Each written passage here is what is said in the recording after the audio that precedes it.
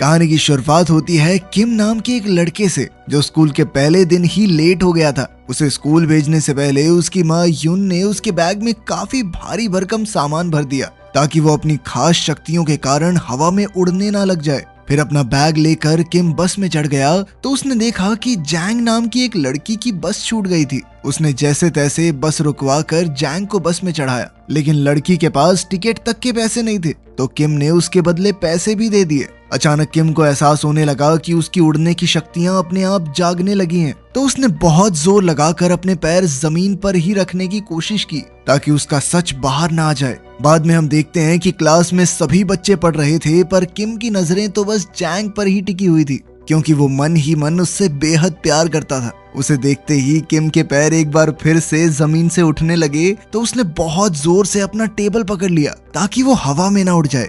वहीं दूसरी ओर हम एयरपोर्ट पर फ्रैंक नाम के आदमी को देखते हैं। उसने पार्किंग लॉट में मौजूद एक ट्रक में से अपने मिशन का सामान उठाया और फिर एक वर्कर का भेस बना लिया। तब ये खुलासा होता है कि फ्रैंक एक सीरियल किलर था जिसे सुपरनैचुरल कंट्रोल एजेंसी ने सोल में मौजूद अद्भुत शक्तियों वाले लोगों को मारने का काम दिया था। स्कूल खत्म होने के बाद सब बच्चे घर वापस जा रहे थे पर तभी ली नाम का लड़का जैंग को रोककर स्कूल की जिम दिखाने ले गया। क्योंकि जैंग स्कूल में नई आई थी इसलिए टीचर्स ने ली को जैंग को स्कूल दिखाने का जिम्मा दिया था। वहीं दूसरी ओर फ्रैंक अपने पहले शिकार जिनचिन के ऑफिस में पहुंचा। जिनचिन तो उसे देखते ही समझ गया कि ये कोई बहरूपिया है। जिनचिन ने उसे अकेले में ले जाकर पूछा कि वो उसका असली नाम कैसे जानता है, तो फ्रैंक ने उसे बताया कि एक कंपनी ने तुम्हें मारने के लिए मुझे यहाँ भेजा है। ये सुनते ही जिनचिन ने गुस्से में आकर अपनी जबरदस्त ताकत से गोल्फ स्टिक को कागज की तरह मरोड़ दिया और उसी से फ्रैंक पर हमला बोल दिया। फ्रैंक ने जैसे तैसे खुद को बचाया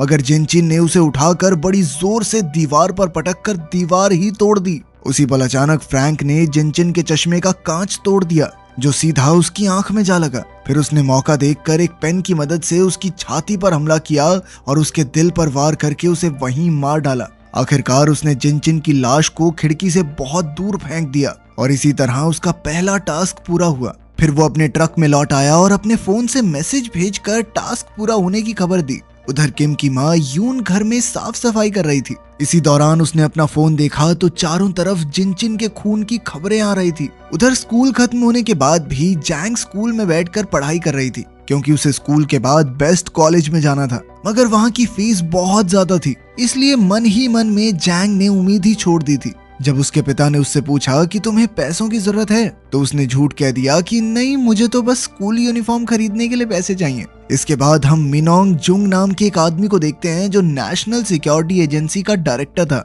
जब उसे जिनचिन के कत्ल की खबर मिली तो उसके असिस्टेंट ने कहा कि ये तो नामुमकिन है, पर फिर भी वो उसकी मौत की खबर को सोशल मीडिया से हटाने की पूरी कोशिश करेगी। मगर मिनोंग जानता था कि शहर के सभी खास शक्तियों वाले लोगों पर खतरा मंडरा रहा है, इसलिए उसने अपनी असिस्टेंट को खुफिया हथियारों की ट्रेनिंग शुरू करने का ऑर्डर दिया। उधर किम की माँ यून ने उसके लिए डिनर बनाया और उसे खाकर किम सोने चला गया, मगर वो जैंग के ख्यालों में इस कदर खो गया कि उड़ते हुए छत पे जा लगा। खैर बाद में यून अपने टेबल पर बैठी और एक खुफिया डिब्बे में से अपनी बंदूक निकालकर उसे दोबारा असेंबल करने लगी। असल में उसे शक था कि जिनचिन की मौत की खबर को दबाया जा रहा है और हो सकता है कि वो कातिल बाकी खास शक्तियों वाले लोगों के पीछे भी जाए। इस दौरान यून को अपनी कई साल पहले वाली जिंदगी याद आई जब वो किम को अपनी पीठ पर चढ़ाकर शहर में घूमा करती थी क्योंकि उसके पास रहने को कोई जगह नहीं थी। फिर एक दिन एक सुनसान शेड के मालिक ने उसे रहने को जगह दी। फिर जैसे जैसे समय बीता तो यून ने अपने बेटे के लिए एक बड़ा सा प्ले हाउस बनाया और साथ ही कई सेफ्टी नेट्स भी लगाए ताकि किम अपनी उड़ने की शक्ति को काबू करना सीख सके। पर दिक्कत ये थी कि किम अभी समझ नहीं पा रहा था कि उसकी माँ क्या कहना चाहती है और इसी वजह से उसकी ट्रेनिंग काफी मुश्किल से हुई। पर फिर भी यून ने हिम्मत नहीं हारी और कई महीने की मेहनत के बाद उसने इस शेड को बड़े से रेस्टोरेंट में बदल दिया और उसका काम अच्छा चलने लगा। उसी समय से उसने किम को बाहर खेलने से मना कर दिया और उस बेचारे ने अपना पूरा बचपन टीवी पर कार्टून सुपर हीरोज देखकर ही गुजारा, जिससे उसे लगने लगा कि वो भी एक सुपर हीरो है। अब उसने सबको अपनी शक्तियां दिखाने के लिए अपने स्कूल के दोस्तों को बुलाया और उनके सामने उड़ने लगा। उसे उड़ते हुए देखकर उसके सभी दोस्त काफी खुश थे और किम भी आखिरकार अपना राज बताकर काफी खुश था। पर वो ये नहीं जानता था कि स्कूल के प्रिंसिपल ने उसे देख लिया है। फिर शाम को किम के एक दोस्त ने भी उसकी ही तरह उड़ने की प्रैक्टिस करने की सोची ताकि वो भी बाकी बच्चों को इम्प्रेस कर सके, पर वो फिसल कर बुरी तरह गिर गया और उसे काफी चोट लगी। इसके बाद यून को स्कूल में बुलाकर किम की काफी शिकायत की गई, तो यून को बेवजह ही उनसे माफी मांगनी पड़ी। किम को एहसास हो गया था कि उसकी माँ को उसकी वजह से कितना शर्मिंदा होना पड़ा, तो वो बेहद दुखी हो गया और छत पर जाकर रोने लगा। मगर अचानक उसकी कमर से बंधी रस्सी टूट गई और वो तूफान में उड़ गया। पर तभी ऐन वक्त पर यून ने वहां आकर पूरे जोर से रस्सी को खींचकर अपने बेटे की जान बचाई।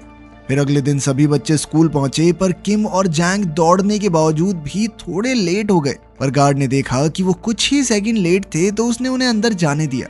वहीं शहर में दूसरी ओर फ्रैंक एक पुरानी लाइब्रेरी में पहुंचा और वहां का दरवाजा बंद करके मालिक के सामने जा खड़ा हुआ। उसने मालिक से पूछा कि क्या पहले वो बंक के नाम से जाना जाता था। तो उस आदमी को एहसास हुआ कि वो खतरे में है, इसलिए उसने अपनी बिजली की शक्ति का इस्तेमाल करके सभी लाइट्स बंद कर दी।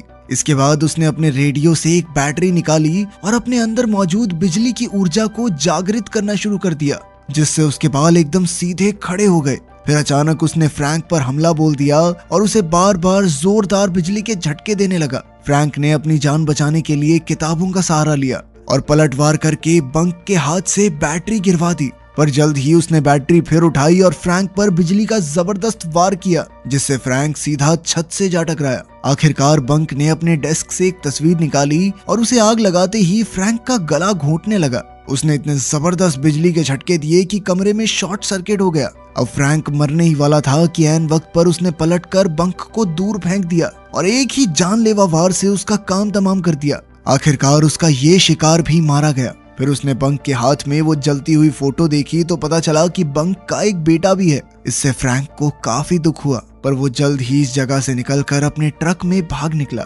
उधर स्कूल में जैंग को एहसास हुआ कि स्कूल पहुंचने के लिए दौड़ने की वजह से उसकी यूनिफॉर्म से पसीने की बदबू आ रही थी। इस वजह से वो काफी शर्मिंदा थी और ऊपर से बैंग नाम का एक लड़का उसे परेशान करने लगा। उसने जैंग का स्कूल रिकॉर्ड उठाकर देखा कि वो जिम्नास्टिक्स करती है। फिर वो उसका मजाक बनाने लगा, तो ली ने उसे रोककर वापस अपनी जगह पर जाने को कहा। फिर कुछ समय बाद वो जिम में जिम्नास्टिक्स प्रैक्टिस करने गई, तो बैंग एक बार फिर उसे परेशान करने लगा। जब ली ने एक बार फिर से उसका रास्ता रोक लिया, तो बैंग ने उसे स्कूल के बाहर मिलने को कहा, जिसके लिए ली भी तुरंत तैयार हो गया। मगर वो ये नहीं जानता था कि एक टीचर उसे देख रहा था। खैर, फिर बैंग ने ली पर हमला करने की कोशिश की, मगर ली ने बड़ी ही आसानी से उसे डॉज करके जमीन पर गिरा दिया। अब बैंग ने गुस्से में जमीन से एक कांच की बोतल उठाई और वो ली को उससे मारने ही वाला था, पर ली ने एक ही जबरदस्त मुक्के में बैंग को पेड़ पर लटका दिया। तब ये खुलासा होता है कि ली के अंदर भी अद्भुत शक्तियां हैं। खैर, बाद में जब टीचर ने बैंग के क्लास में न होने की वजह पूछी, तो ली ने झूठ कह दिया कि उसकी तबीयत ठीक नहीं थी, इसीलिए वो जल्दी घर चला गया। फिर कुछ घंटों बाद टीवी पर बंक के खून की खबर भी फैल गई, तो यून को अपने बेटे किम की हिफाजत की चिंता होने लगी। खैर, शाम को किम और जैंग एक स्टोर में उसकी नई यूनिफॉर्म खरीदने गए और फिर उन दोनों ने साथ में खाना भी खाया। वहीं दूसरी ओर फ्रैंक बंक के हाथ से मिली तस्वीर देख रहा था कि उसे अपने अगले शिकार का खात्मा करने के ऑर्डर्स मिल गए। उधर किम और जैंग आपस में बातचीत कर रहे थे और बाद में वो स्कूल में वॉशरूम साफ करने पहुंचे। ये उन्हें पनिशमेंट मिली थी क्योंकि वो सुबह क्लास के लिए लेट हो गए थे।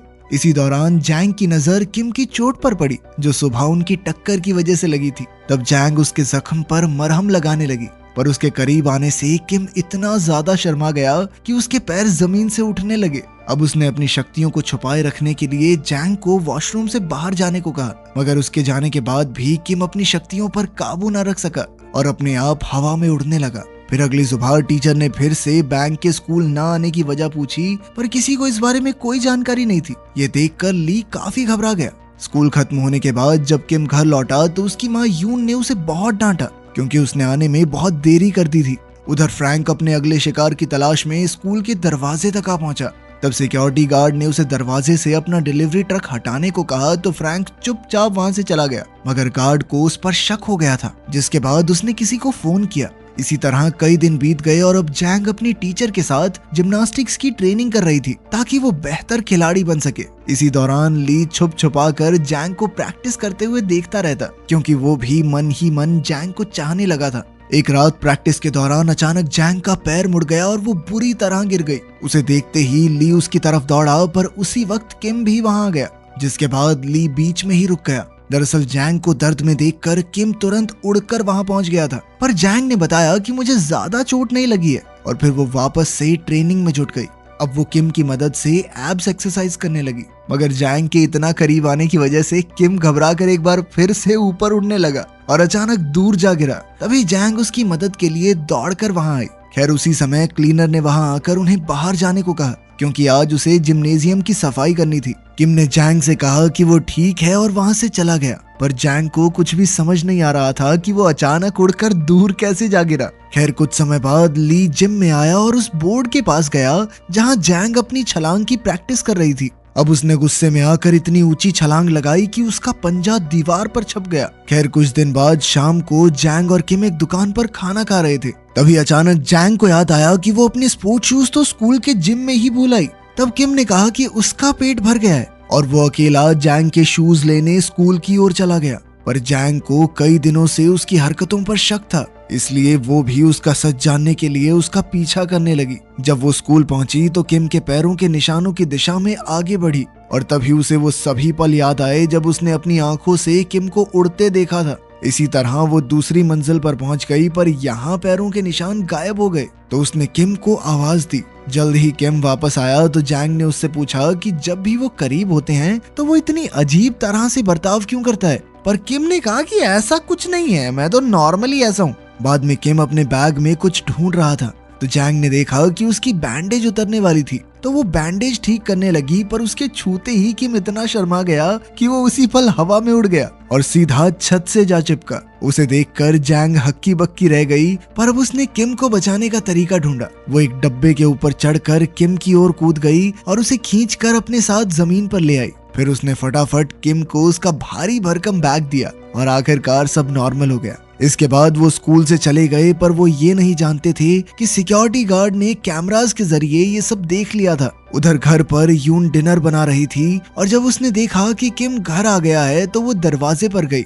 उसने देखा कि किम के साथ जैंग भी थी, तो उसे बेहद खुशी हुई, क्योंकि काफी समय बाद किम किसी दोस्त को घर लाया था। उसने जैंग को डिनर के लिए रुकने को कहा। वहीं दूसरी ओर फ्रैंक एक ब्यूटी सैलून में गया तो उसकी मुलाकात होंग नाम की एक लड़की से हुई। फ्रैंक ने उसे अपना हेयर कट करने को कहा। हेयर कट के दौरान ही फ्रैंक ने कहा कि वो उसकी सच्चाई जानता है। उसने होंग को नाजू कहकर बुलाया, जो कि उसका असली नाम था। ये सुनते ही नाजू ने तुरंत उस पर कैंची से जोरदार हमला बोल दिया, पर फ्रैंक ने भी उसी पल खड़े होकर उसे जमीन पर पटक दिया। तब ये खुलासा होता है कि फ्रैंक का शरीर किसी भी जख्म को कुछ ही पलों में भर देता था। जैसे ही उसने अपने चेहरे से कैंची बाहर निकाली तो नाजू उस पर गोलियां चलाकर दूसरे कमरे में भाग गई। फिर उसने बड़ी बंदूक निकाली और अपनी एक्सरे विजन की शक्ति से उसने फ्रैंक को दीवार के आर पार देख लिया। तब उसने धुआंधार गोलीबारी चालू कर दी। इधर फ्रैंक भी नाजू का काम तमाम करने दौड़ा और दीवार तोड़कर नाजू पर कूद पड़ा, लेकिन नाजू ने एक बार फिर उस पर गोलियां चला दी।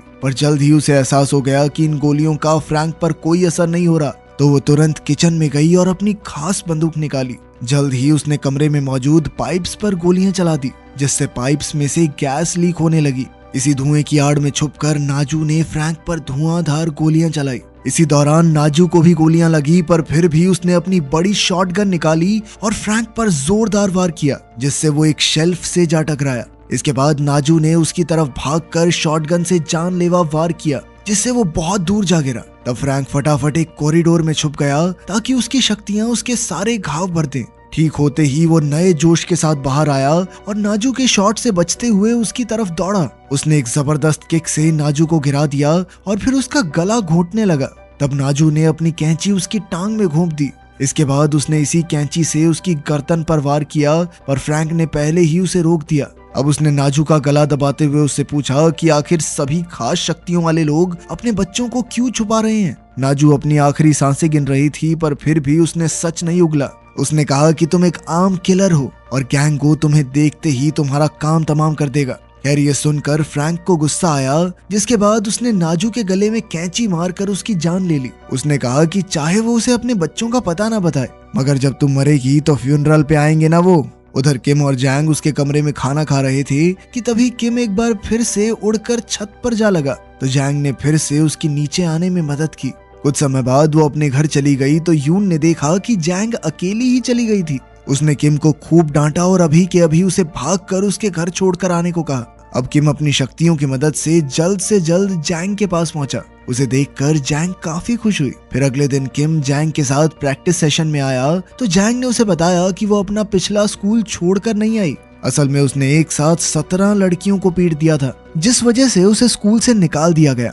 एक दिन उसके पिछले स्कूल में उसकी एक क्लासमेट को बाकी लड़कियां बहुत परेशान कर रही थी।